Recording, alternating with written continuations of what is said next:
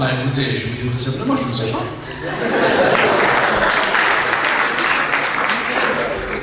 Là, parce que vous avez posé beaucoup de questions, je pense que c'est à vous de nous orienter. Hein? Je n'ai pas la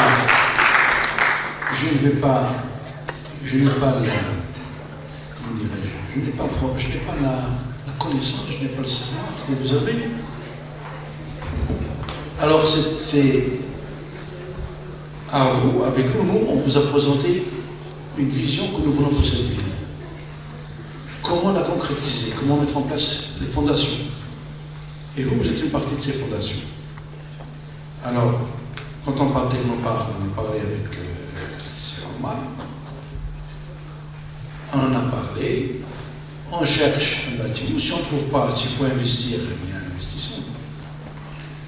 Nous aujourd'hui en tant que commune, notre problème, c'est effectivement d'améliorer le cadre de vie, les services aux citoyens. D'ailleurs, je vais évoquer une chose qui est très importante, c'est la mise au niveau informatique de la commune. Dieu sait si on a des problèmes, des difficultés.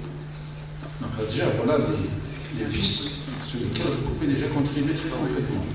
Alors quand on parle de marché, je peux dire une chose. Hein. On a toujours un problème ici, c'est que dès qu'on lance une procédure de marché, il y a un certain nombre de règles. Et ces règles font qu'un nouveau dans la course n'a plus de chance pratiquement de passer. Bon, alors ça veut dire que ça c'est peut-être des cadres, d'autres cadres dans lesquels on peut faire. Ce que je vous propose très concrètement, comme je l'ai dit dans mon intervention, en ce qui concerne le technoparc, on le lance. Il faut que vous nous proposiez concrètement ce qu'on peut faire. Il faut essayer aussi peut-être de ramener vers nous un certain nombre d'entreprises de la région qui ont certainement besoin aussi de contribution. Et puis aussi vous avez posé le problème de comment initier, comment donner ce petit coup de pouce financier à des entreprises pour qu'elles puissent se lancer. Réfléchissons à tout ça. On fait des propositions et on voit ce qui semble les ou pas. Alors mettons en place un petit comité pour avancer dans ces questions-là, pas pour enterrer le dossier, pour avancer. D'accord?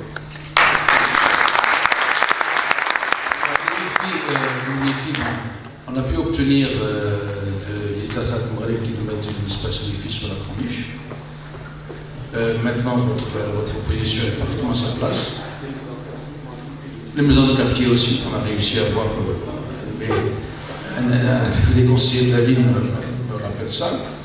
Donc nous avons des maisons de quartier qui sont équipées de Wi-Fi. Ça reste largement insuffisant.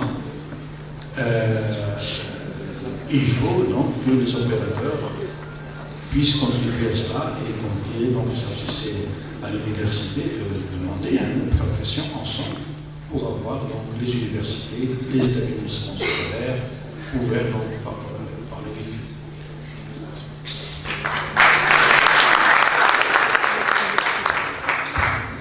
Merci pour vos suggestions. Plus cette question. J'espère que l'université va adhérer à notre vision de l'université, d'un grand pôle universitaire, un véritable campus, qu'on ne reste pas dans ce concept étriqué et étroit de petites... ce ne sont pas des facultés, c'est des lycées. Hein? Alors, j'espère que vous allez adhérer à cela, M. Mouralek, mais je pense que votre nouveau président s'est engagé déjà à concrétiser et à contribuer avec nous pour avoir ce pôle fort. Merci, M. le maire.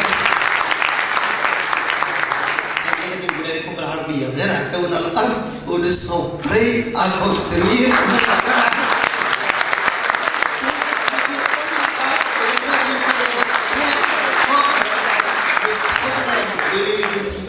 Pour construire, pour se développer, était toujours, il faut qu'on le sache, c'est l'acquisition de terrain. L'université a une vision, l'université a des budgets dans le programme d'urgence. La difficulté pour l'université, et il y a des écrits, il y a depuis 2004, c'est pour avoir le terrain pour construire, pour avoir un vrai campus. C'est ça la difficulté. Voilà que, alhamdoulilah, ça commence à aller mieux. Et je rejoins directement justement ce que disait monsieur le maire. B'Nisbal Technopark, bien sûr, nous adhérons. Je parle sous contrôle du nouveau président, mais comme on était dans la même équipe, il y a aussi un conseil, il y a des chefs d'établissement, tout le monde, lorsque monsieur le maire est venu présenter dans le conseil de gestion le projet, tout le monde a adhéré. Au contraire, on avait d'autres propositions et lorsqu'on a vu la vôtre, nous avons changé. Maintenant, ce que nous aimerions, c'est d'avoir justement le terrain pour pouvoir justement construire. Concernant l'ENSA, pour rester dans la même idée, l'ENSA, nous considérons que l'ENSA actuelle n'est pas, à notre sens, digne d'une vraie école d'ingénieurs. Ça a été fait dans les années peut-être 2001 ou 2002, mais c'était les conditions d'il y a 10 ans. Mais il y a une vision, et depuis 2 ans, on travaille dans le cadre d'un budget qui était alloué à l'offshoring, et la participation de l'ENSA dans le programme national de l'offshoring, plus ce qui a été attribué dans le cadre du programme d'urgence. Et actuellement, nous sommes en train de mettre en place les plans pour une vraie ENSA à l'entrée de la ville et avec les normes d'une vraie école d'ingénieurs. Ce sont des choses qui sont en cours. Ce qui nous a retardé, c'est l'acquisition de terrain. On l'a eu il y a 4 ou 5 mois. Et juste après, on a lancé les études, d'études et l'architecture. Et c'est juste pour vous donner toute l'information.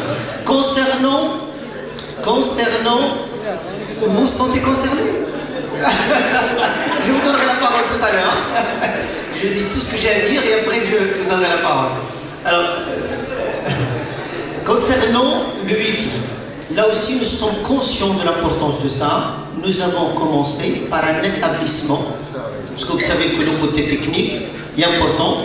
Donc, le NCG, il y a déjà le Wi-Fi, et nous avons commencé par un autre établissement accès ouvert pour avoir le Wi-Fi dans tout l'établissement, aussi bien les amphis que la bibliothèque, que la cour, que toutes les salles. Nous avons commencé par un premier établissement et ça va être généralisé, mais l'ENSA, ça va être dans le nouveau établissement, comme je viens de vous dire, ça a été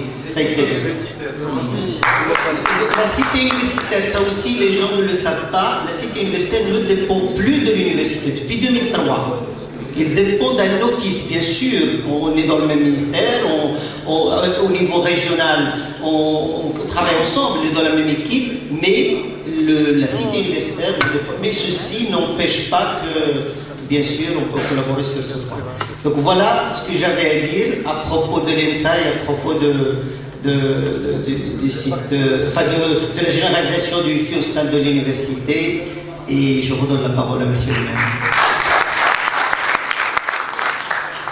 La crainte qu'il y a aujourd'hui, c'est qu'on retombe dans ce concept de petit lycée. Alors moi, je vous donne un exemple. On nous invite un jour à une commission pour dire attribution d'un terrain pour un CHU.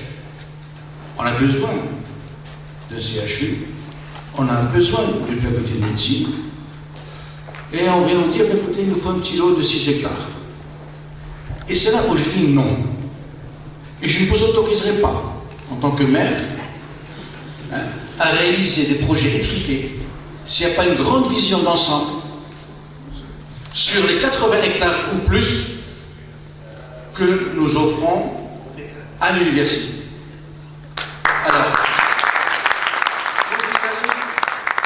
si vous allez sur Google et vous amusez à aller dans certaines villes universitaires, dans des vrais pays développés, vous verrez qu'un CHU, une université, c'est des fois de grandes superficies et les gens pensent aussi au développement futur. Si on fait une faculté aujourd'hui, demain elle serait étriquée. Nous avons l'exemple de vos établissements qui sont en train de mourir asphyxiés parce qu'on n'a pas pensé à un foncier qui permette l'extension. L'hôpital Hassan de lui-même, projet immobilier autour, impossibilité d'extension. C'est tout ça ce que je ne veux pas pour pour l'avenir de cette zone. Alors, nous avons pris des contacts avec l'INO, qui est l'Institut national d'aménagement et d'urbanisme. Nous avons pris contact aussi, dans le cadre de la coopération, avec les îles Canaries, pour voir dans quelle mesure ils pourraient financer une étude pour une vraie zone universitaire adossée à une vraie technopole. Alors, si c'est pour mettre 4 hectares ou 5 hectares, je voudrais vous rappeler qu'en 2004, à l'époque du Wali M. Ali Abdel, nous avions présenté une zone de 30 hectares. On ne peut pas continuer à attendre des années et des années pour régler du foncier. Alors, la zone, elle est clairement définie. Il nous faut une étude claire, avec un vrai campus ouvert, où nous ayons tous les... D'abord, il faut d'abord, quels sont nos besoins sur les 20 prochaines années et commencer un vrai aménagement de cette zone. Alors, c'est ça ce que je veux, et je vous le dis déjà, des grands groupes de l'immobilier ont essayé actuellement déjà, font des demandes pour des terrains dans ces zones-là. Ils sont en train de dénaturer la ville, aller voir le Mohammadi avec les grands immeubles de 10 étages. Eh bien, je ne veux pas ça pour ma ville. Je veux aujourd'hui une zone créatrice d'emplois. Je vous demande de nous un peu, et qu'on marche ensemble dans cette vision. Merci. Je crois qu'on est déjà dans cette vision. Je veux réagir un petit mot sur quelque chose qui est important dans la présentation, sur la partie fonds d'amorçage. Je crois qu'Ali, il n'est pas encore là, il sera là cet après-midi, il en parlera. Mais il y a quelque chose qu'on a monté. Le fonds d'amorçage, c'est important, mais à mon avis, c'est un deuxième temps. C'est-à-dire que le fonds d'amorçage qui est créé, il est national de toutes les façons, le fonds mais ça prend du temps, c'est vraiment les entreprises vraiment les plus innovantes, c'est des investissements de l'ordre de 2 millions de dirhams en prise de participation. Par contre, on est en train de monter quelque chose qui commence à tourner depuis maintenant 3 mois avec Ali et MUTC Capital. C'est un club de business angel adossé au fonds d'amorçage. Donc aujourd'hui à Casa, c'est 6 ou 7 chefs d'entreprise dans des domaines différents, industriels, qui veulent mettre un peu d'argent dans des projets pour lesquels la société de gestion du fonds aurait déjà fait le travail, c'est-à-dire leur donne la garantie que c'est un bon projet, tout ça. Ça, c'est quelque chose qui peut être dupliqué très très vite, c'est-à-dire trouver 5 à 10, par exemple, on commence même par 5, industriels ou, je ne sais pas, des gens dans l'hôtellerie, des gens qui ont de l'argent et qui ont une vision, une ambition pour leur région, se mettre ensemble et quelque part se mettre à étudier des dossiers et prévoir des tickets qui peuvent être de 50 000, de 100 000 dirhams. Et comme vous avez dit au début, la plupart des startups, il y a besoin de très peu d'argent. Mais c'est un frein, ce très peu d'argent. Je pense même pas à l'étudiant, je pense à celui qui a 25 ans, 26 ans, qui a fini. Ce très peu d'argent, c'est un frein. S'il n'existe pas ces 50 000, 100 000, ça peut être un frein. Donc, des petits clubs de business angel, là-dessus, on peut vous aider. Et nous aussi, jouer notre rôle en tant que Maroc Numérique Fund, le fonds Maroc Numérique, le fait. Donc ça, c'est vraiment de façon pratique.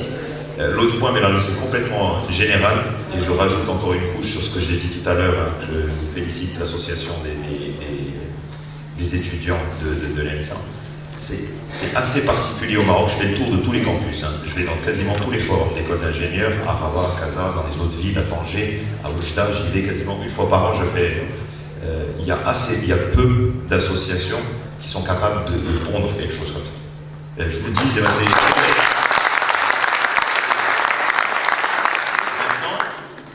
et c'est ce que je fais, parce que quand j'y vais, on m'invite, j'ai toujours 2 casquettes. Je vais pas le cacher, je suis acteur politique, militant politique, j'ai des engagements. Je le redis aux étudiants, quand on est capable de prendre quelque chose comme ça, il faut faire de la politique. Parce que c'est ça ce qui faut changer les choses, quand on a une vision comme ça. C'est pas à vous, c'est votre responsabilité, parce que le frein, il est là aujourd'hui. C'est d'avoir chez les acteurs politiques, une grosse majorité de gens qui ont des visions contraires à ce que vous proposez, vous, ici. Qui ne sont pas... Voilà. Donc, pour défendre, c'est ça. C'est ce dont on a besoin au Maroc de façon globale et probablement dans la ville d'Agadir aussi. Donc, il faut s'engager et c'est comme ça qu'on change les choses. Bravo.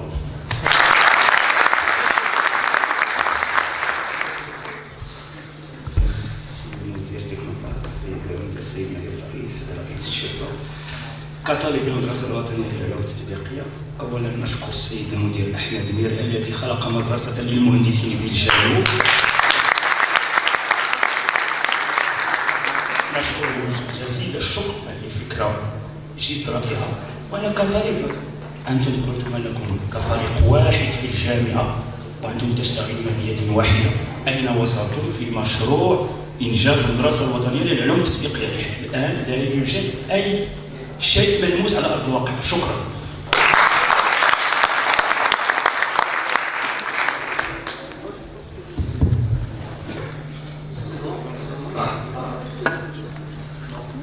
Vous savez, non, non, pas du tout. Le premier est de Californie.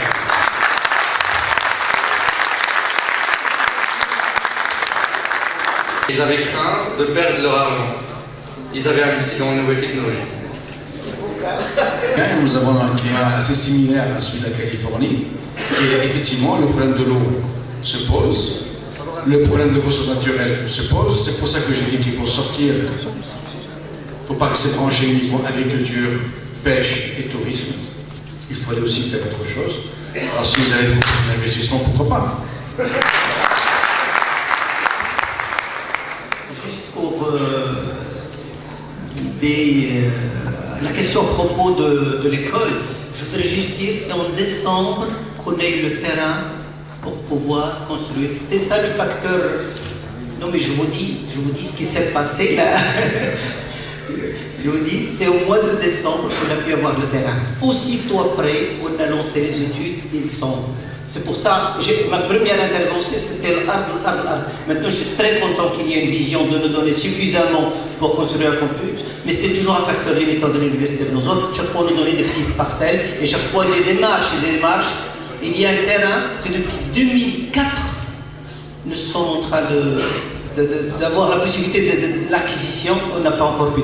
Je termine juste par dire que vous savez que dans le cadre de l'incubateur, il y a le lancement d'un appel à projet qui est ouvert à tous les étudiants marocains avec une subvention de 300 000 dirhams et qui est régulièrement attribuée à des projets, particulièrement des projets innovateurs. Et il n'y a pas, de la part de l'ENSA, il n'y a pas de proposition. On a lancé l'appel à plusieurs reprises, on n'avait pas reçu de projet. Et moi-même, j'avais même appelé les étudiants qui ont créé l'entreprise, le site web Creative, et on essaie actuellement de les aider. Oui, justement, à plusieurs reprises, d'accord? Combien de fois on vous a appelé pour justement remplir ce formulaire de telle sorte à acquérir cette subvention qui est justement attribuée par le ministère et notre université ne bénéficie pas parce qu'il n'y a pas de projets qui sont déposés. Donc voilà, je voulais informer les étudiants de l'ENSA sur cette possibilité. Merci. Passer après à table ronde par la suite. Merci beaucoup.